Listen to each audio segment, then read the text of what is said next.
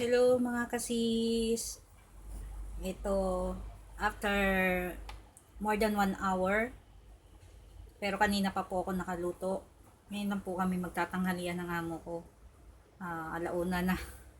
Ito po, lugaw and may ulam ang lugaw dito.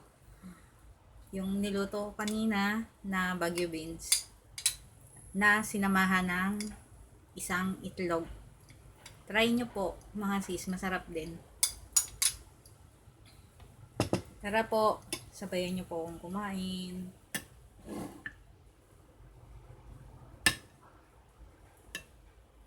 Kain po tayo.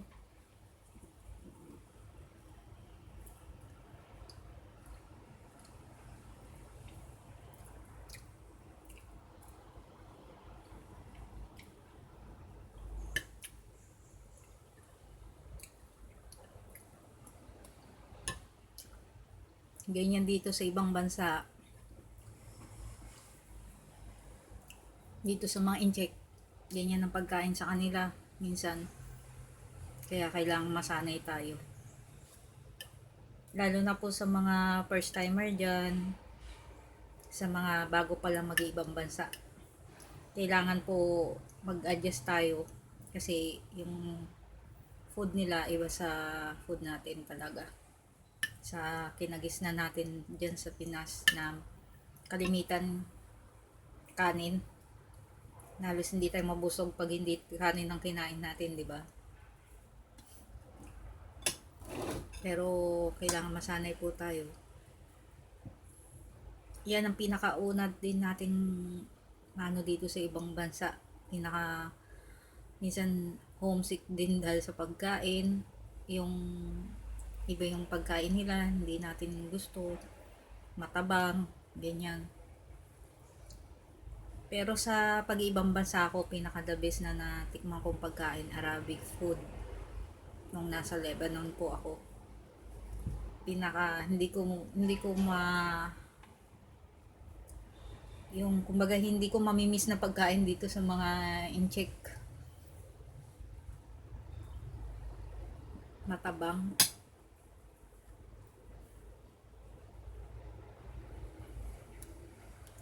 Saka lalo na sa mga ibang, alam ko sa ibang mga OFW dyan, minsan swertehan na rin talaga sa mga amo, no? Minsan hindi, walang pagkain, o kaya ang pagkain tira-tira lang.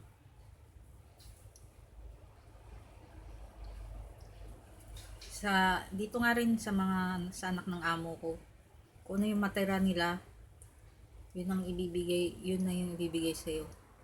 Tatanungin ka pa kung kasya ba sa'yo o kasya ba sa inyo yung pagkain.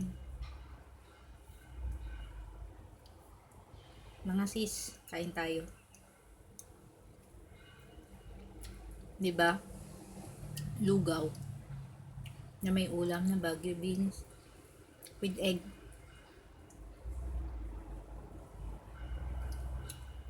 Minsan nga plain na lugaw lang talaga.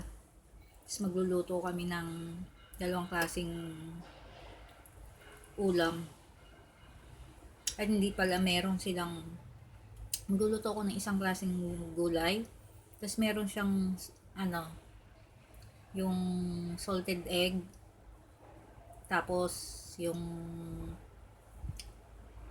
sausage ng Chinese sausage dito. Tapos yung minsan may pa rin salted fish. Yun ang iuulam mo sa plain na lugaw. Pag first time mo, talaga hindi mo magugustuhan talaga. Pero kailangan masanay ka kasi kaysa magutom, 'di ba?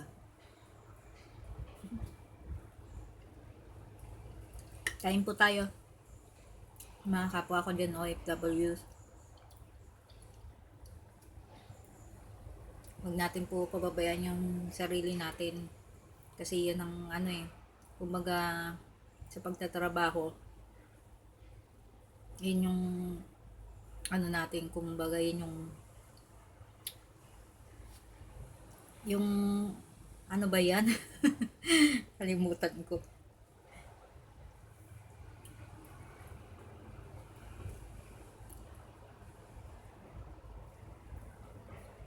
Kain po. Minsan nakakalimot na. Tumatanda na. So,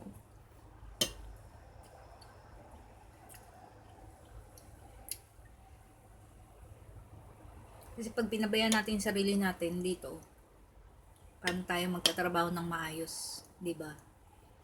Kailangan alagaan natin yung sarili natin. Wala namang ibang ano sa atin dito mag-aalaga kundi sarili lang din natin, 'di ba? Saka higit sa lahat, wag po tayo makakalimot lagi kay God na gabayan tayo sa araw-araw sa ating trabaho dito. Kain po.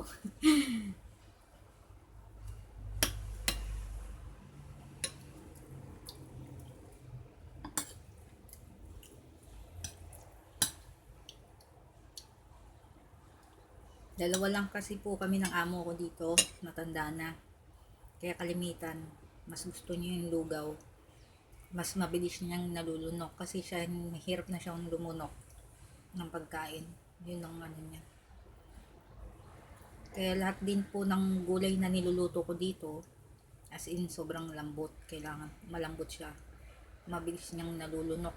Kung hindi ko po palalambutin yon, magagalit siya kasi hindi siya makakakain.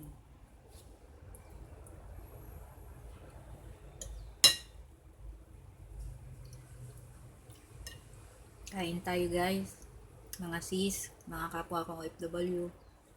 Alam ko yung iba dyan, lalo na sa Middle East, ang kain nila dyan, ang kainan ng tanghalian is 3 o'clock. Na-experience ko po yan sa Dubai. Tanghalian namin 3 o'clock. Ang almusal mo lang, ano lang, minsan tinapay lang. Tapos ang trabaho ka ng trabaho mula umaga. Tapos hanggang alas 3 ang kain. Wala nang lakas. Swertihan lang talaga sa magiging amo.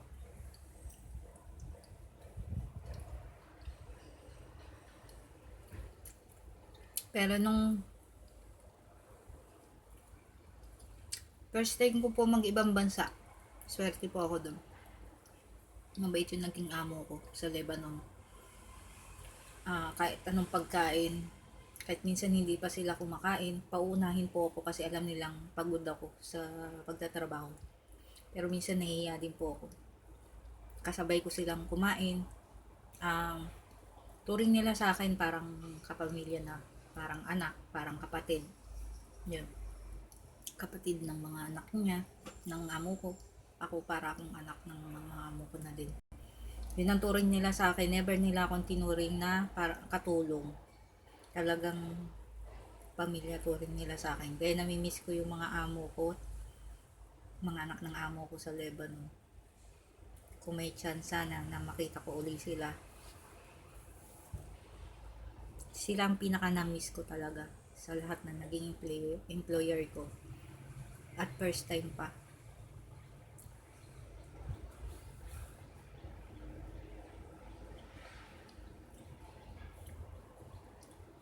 Kaya hindi naman po ako nakabalik doon.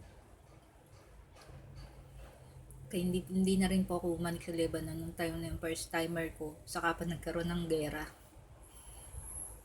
2 months pa lang ako nagkagera at hindi ko alam kung uwi pa ako ng buhay. Ganun. Mga sis, pasensya na, madaldal. Sharing ko lang naman sa inyo yon bilang OFW first timer.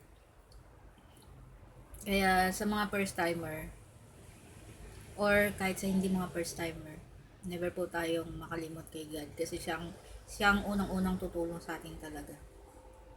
Sa anumang natin yung tinatahak natin, 'di ba?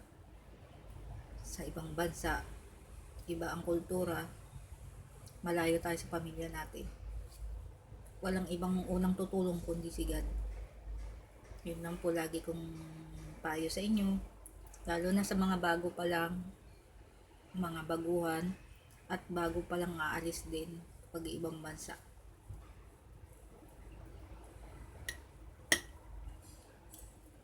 Sige po, mga sis. Sorry. Bye muna. Kain muna po ako. God bless. God bless po sa inyong lahat. Ingat po lagi dyan sa aking mga kapwa ka OFW. Ingat din po mga pamilya ko sa Pinas. Lagi kayong nasa panalangin ko. Um, Tayong mga OFW, maging matatag po tayo para sa pamilya din natin. Lalo na sa ano natin, sa sarili natin, di ba? Laging ingatan. Okay? Sige na po mga sis, mga kapwa ko kay OFW. God bless po. Ingat lagi.